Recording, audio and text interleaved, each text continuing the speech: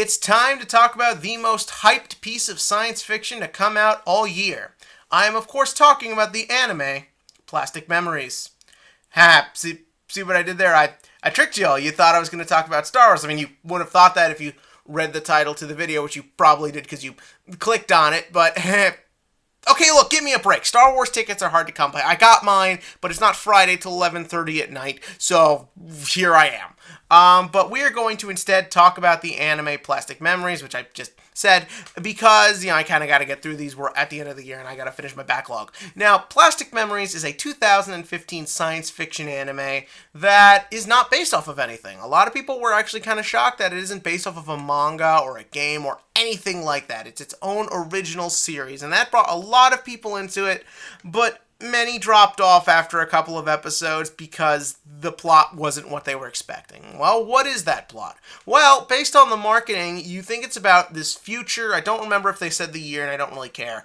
But in the future, we have AI. We have perfectly functioning androids that have individuality. They function just like humans, look just like humans, and act in our society. They can be owned by people. They can be on their own. Basically, it's the ideal future we all want.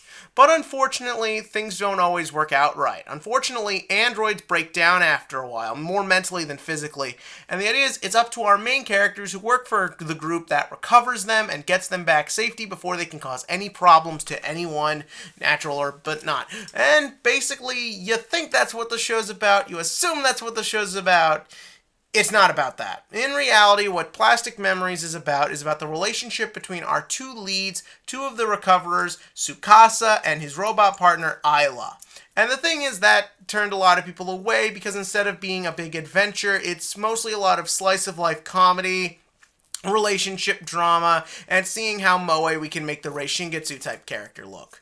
And for me, this is one of my favorite animes of the year. I know that's kind of a bit of a rush, but it is. It's a very well-made series, and I think a lot of that has to do with sort of the way everything comes together in this. First up, our two leads who the show focuses on, Tsukasa and Ayla. They're very likable characters. Tsukasa, yeah, he's kind of a generic protagonist, even looks very generic, but he is likable, and for this sort of show, I got along with him just fine and really enjoyed his character. Then you have Ayla, who is a riot. She's a fun character.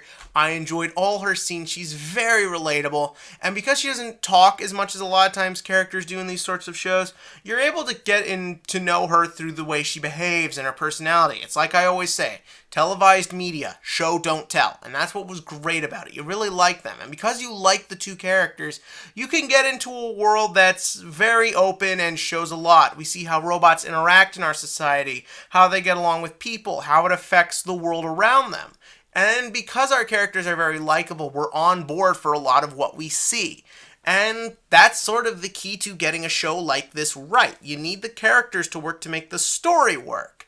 And that story is very all over the place. We have episodes that are just about Tsukasa and Ayla, episodes that are about them capturing bad robots and stuff like that. It's very all over the place, but for my money, it works just fine.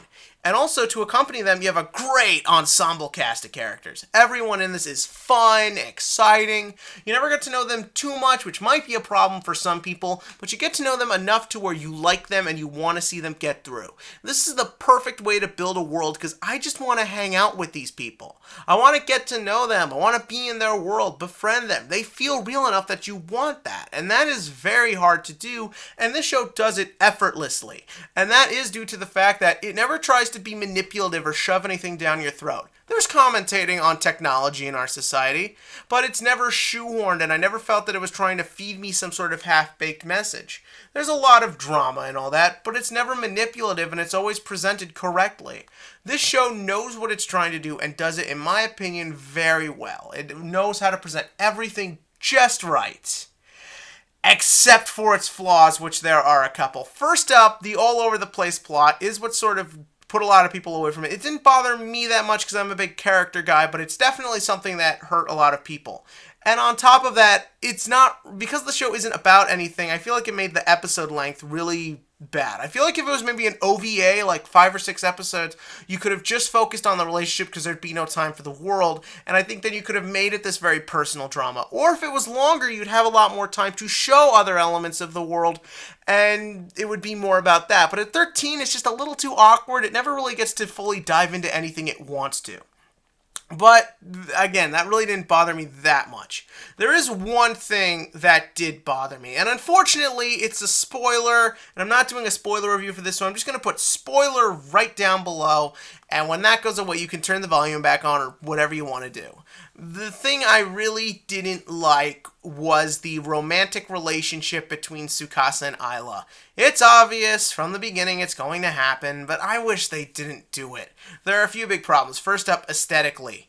This relationship physically does not work. She looks like a child, he looks like an adult. They even point that out at one point.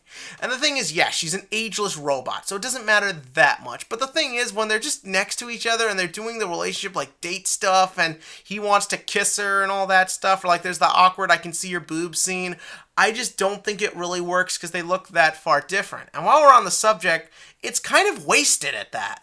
They're together and they're in the relationship and all that, but they don't really do anything lovey-dovey. They don't kiss till the end, which is normal, but there's no real physical attraction there. And the fact that at the last episode he needs to say why he's in love with her sort of shows why it doesn't really work. I mean, the only time they ever do anything kind of kinky is she bathes him, but they're wearing towels, so I'm not trying to sound pervy or anything. I just felt like there was never anything in this relationship that I thought fit the mold of lovey-dovey. And you don't really need it for this because the chemistry is great. The two actors bounce off each other perfectly, and a lot of their scenes are fun and cute and adorable. And I'm even saying cute and adorable.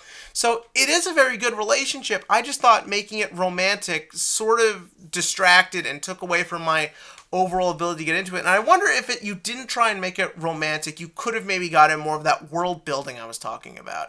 You wouldn't have as much time. Maybe you could go into the character's history or go into the other characters. One girl had a robot father. Maybe showing how that affects how she is towards humans could be interesting. The other redhead has a relationship with Ayla. They were partners. That could be interesting. That never goes anywhere. I just thought there was a lot more you could do with everyone, and I just felt that because you had to stick to this romantic archetype, you were stuck and you couldn't do anything else. But, spoiler warning off, when all's said and done, I still think everything was done to the best of its ability with what the show had. And because of that, I'm going to say Plastic Memories is a 9 out of 10. Now, many of you may be thinking, I just went off on this show and pointed out a lot of problems. Does that deserve lower? Well, maybe. But the thing about a show like this is it's run on emotion. It's not really run on the plot or the characters, though those are very good. It's run on how you feel and how it can make you feel that without being too manipulative. And at the end, when this show gets to its conclusion, I was about to cry. I felt my eyes welling up. I thought I was going to go there. I didn't because, again, there are problems, but it's a great anime. Please check it out. Go in with an open mind, and I think you'll find something you really like. Or don't, and tell me in the comment section below. As always, just tell me what you think below, and as always, click to like and click to subscribe so we can get to Star Wars.